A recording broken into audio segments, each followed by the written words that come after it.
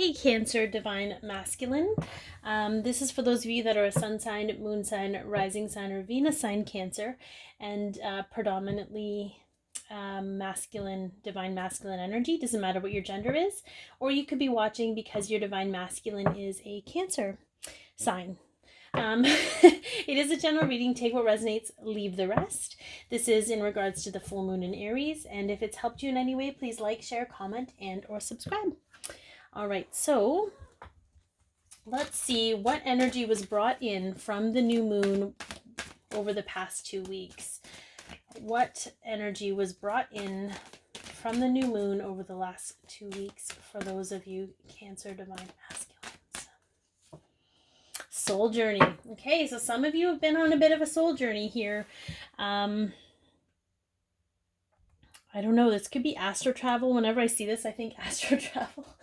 There's also another card in this deck that looks like this, but it has the same meaning. But I feel for some of you, this is just a very, very much like a spiritual awakening or awakening. So maybe you're waking up to the connection. Okay. We will sort of, we'll map this out as we get the other cards out. So what effect will the full moon energy have on you? This full moon coming up on the 13th. What effect will the energy have on you as an individual in the connection with your twin flame? For Cancers. The divine masculine Cancers. Believe in the impossible. I feel like Gemini got this. Again, there's a lot of you going through that spiritual awakening and just waking up to what this connection could mean for you. What it could actually be. Like, it seems so impossible. I feel like I'm hearing, non-tangible. Something about non-tangible. No proof. Where's the proof? Maybe somebody needs proof. All right, let's see here. Let's get some more with that. So we have... This card always makes me laugh because this guy is so hell-bent on hanging on to things. He's even using his toes. So it's like, I feel like the energy is really just going to purge all of this need to control the situation, to have proof in order for it to exist, in order for it to be real.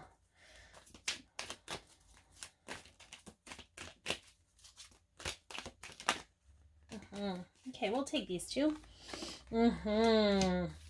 So interestingly enough, we have the Page of Cups and we have the Magician. And the Page of Cups is like an offer of love. I feel Cancer, for you. I feel like this is a little bit of a story. So it's almost like, even though it seems too good to be true, or it's almost like out of nowhere for you. This is how you were, where you were like very rigid in the third dimension, in the 3D, like, A plus B equals C, and this is how things are. This is how we've always done things. And then you met your divine feminine, or you connected to her, or opened up to the connection. And it opened up this whole new door and concept for you. And you're apprenticing what energy is all about, what the connection's all about. And it's shifting you into your magician. The magician is the energy that creates the impossible.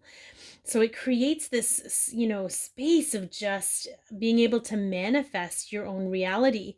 And it's blowing your mind. This energy that's coming through is going to make this all, it's blowing your mind. It's going to blow your mind because it's going to shift you into that soul space. This is the divine masculine energy on a soul level, okay?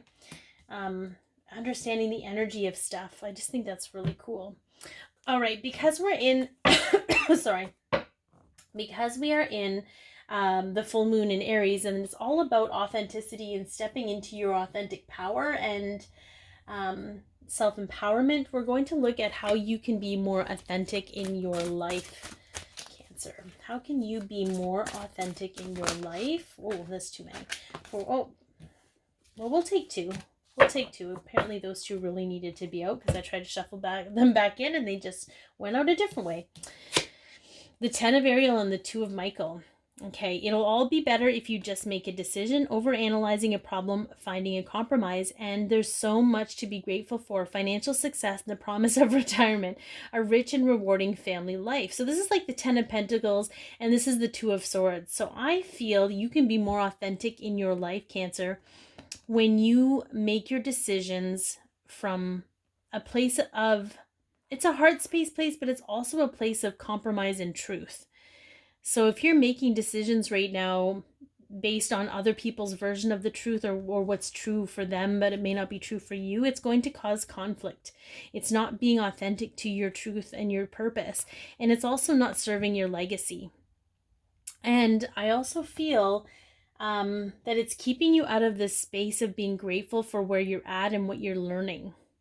So you can be more authentic in your path and in your journey when you can start to be grateful for, again, what you're experiencing and what you have in your life, where you're at, right? I'm hearing right place, right time, doing the right things, and really stepping into your truth when it comes to making the decisions that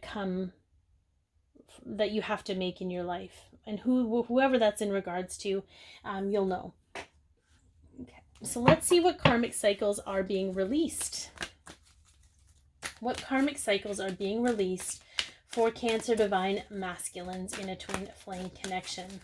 So this is usually like karmic lessons, and the karmic lessons come to an end, which end the cycle, or break the cycle, because it's awareness. I feel like there's a lot of awareness around this group of Cancer divine masculines. So let's see. Yeah, the garden and the gate. So this is more, this one here is all about, like, you know, she's safe in her garden, and she's almost afraid to leave her garden. She's locked in, the gate's locked, but she has the key around her neck. And 3 is a number of communication, joy, and creativity, but I feel that this has a lot to do with the journeying of your soul, so to speak. And the karmic situation, we're going to pull more cards on that, because there's a few things coming through. One is based around the fear of the unknown. It's projected fear. It's other people's fear. So an example, I'll give you an example. My dad, you know, he has the best intentions, but he's afraid that if he doesn't say something and something happens, that it's going to be catastrophic. So even when I was in my 20s, he's like, I said, I'm going for a walk to the mall, and he'll be like, look both ways before you cross the street, because that's his fear, and then it gets projected on me, like, I could be hit by a car and blah, blah, blah. And it just kind of, so it's sort of like, but I feel like the whole point is that someone projected their fear, whether it was his parents or something he experienced from other people, to worry that if he doesn't say something and something happens, it'll be catastrophic or what have you. It's a projected fear of the unknown, or fear of all the bad things that could happen if you leave your gate. That was a really long, drawn out story for a very simple fact, but somebody needed to hear it. So here we go. Let's see. Oh, okay. Some of you have fear around fairness and equality, being an equal.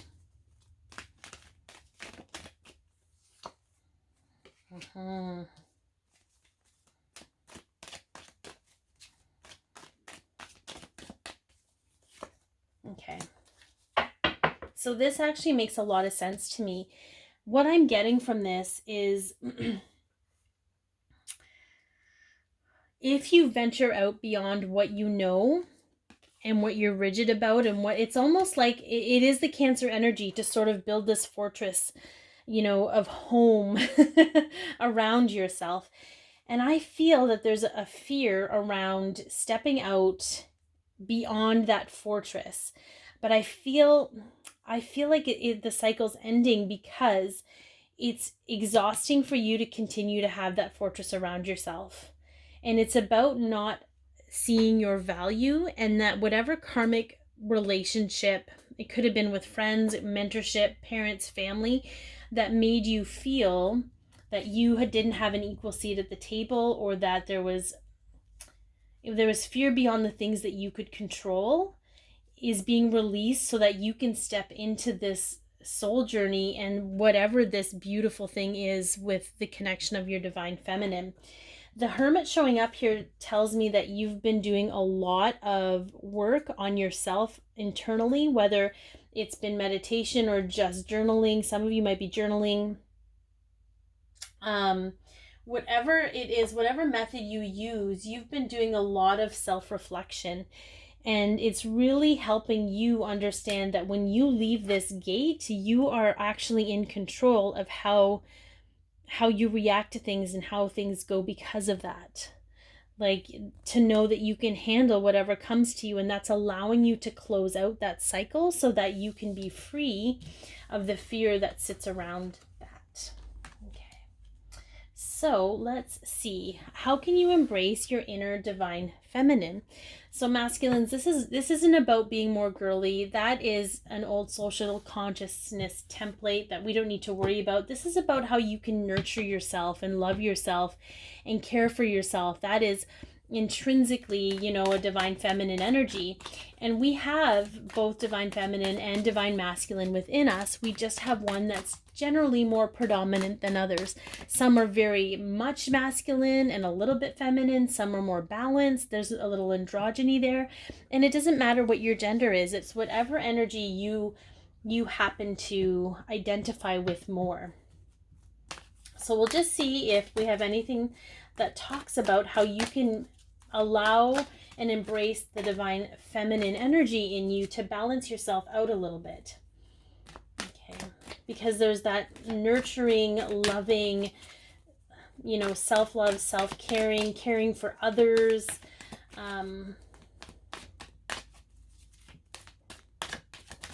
energy that can rise within you. Oh, we got a flipper. What do we got? Oh, we got. Okay, we got so again, balance. We have 2 balance cards here. Someone else got that too. So I feel like finding more balance in your life, maybe between your emotions, between work, between home, between your heart, between your head. There's a lot of balancing that I feel feminine energy, because it's a little more fluid, does naturally. Okay, as feminine energy, we tend to be, I feel like, and again, this could be learned masculine and learned feminine, but masculine energy is really great at structure and compartmentalizing things. Feminine energy is more about connectedness, being one and being fluid. And the reason we're being asked to rise up, embrace both parts of us so that they can be interchangeable and they no longer have to be in separate units. So when I talk about embracing the part of the divine feminine, masculines are capable of being fluid. They just have to, almost blend and blur the feminine part so that it can be possible. And maybe some of you do that naturally as it is. Let's see what else we got here. I feel like balance is a big part. Maybe I keep hearing journaling. So maybe some of you can start journaling. You don't have to share it with anyone. You just have to start writing out your thoughts. I see somebody with their phone and like the voice recorder app, just recording their thoughts, recording how they feel, embracing the emotions of how they feel without judgment. I feel like and again, these are templates and old templates at that, but I feel like it's more acceptable for women to express their emotions and not so much men. So it's sort of balancing out that energy as well. Yeah, self-love. We got this is the inexhaustible source of love within self, and viewing love in a whole new way, and knowing that, you need to learn to love yourself first and then love others according to that. And then we have the 6 of Cups. And again, the 6 is an even number. It's a soul tie number. It's also nostalgia. So I feel it's also like family, children, playfulness. I'm getting more from this image, giving more of yourself in a kind, loving way. Being thoughtful, and you can do this. It doesn't matter how you do it. You want to buy yourself flowers, You want to buy yourself something nice. You can do that, Divine Masculine. You can do that for someone else, volunteering your time, being charitable, giving of self, give and take. There's a give and take that needs to happen versus a give, or a take. And that is going to help you balance your feminine energy. So I think that's a great place to start. And you'll notice none of those things are girly. I just need to say that for someone. All right, so this is a message from your Divine Feminine's higher self to those who are a Cancer in the Twin Flame Collective for the full moon in Aries. What does the Divine Feminine's higher self have to say?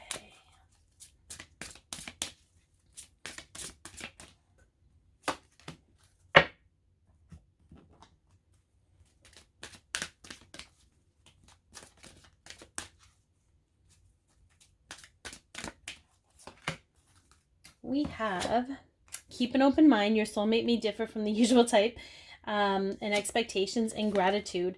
I'm thankful for this life and the opportunity that it presents. So this comes up again, Cancer. There's a gratitude card here. This is another gratitude card. And maybe some of you need to start writing down what you're grateful for, what you have to offer, your worthiness, like what is grateful in your life. And that's a journaling thing. Again, you could use your voice recorder and just do it every day, maybe before you go to bed. What are 3 things that I'm grateful for today? That is a very feminine energy to do, but it's very capable for men to do this, okay? From the not just men, not just gender, but from the masculine, you can do this, okay? I feel this is less about, and maybe for some of you who haven't met your twin flame yet, you're not really sure what they're going to be all about, but I feel more this is sort of keeping an open mind about how this journey is going to look for you. You know, this isn't, I feel some of you are a little bit intimidated that you have to be this bright shining star or hero or knight in shining armor. And I feel like it's not meant to be like that. And the more you learn about this journey, you'll know that. But she's saying very clearly, keep an open mind about what's going on with this journey, and be grateful for every moment, even if it's tumultuous and feels very, very deep and painful sometimes. To be grateful because it's opening you up to all these amazing possibilities that you didn't even know were possible. Yeah, I think that's a really cool message. Okay, so let's see. What will the effect of the full moon have on the connection? So the effect the full moon will have on the connection between you and your counterpart, your twin flame, your divine feminine. What effect, or what is the effect of the full moon on this connection?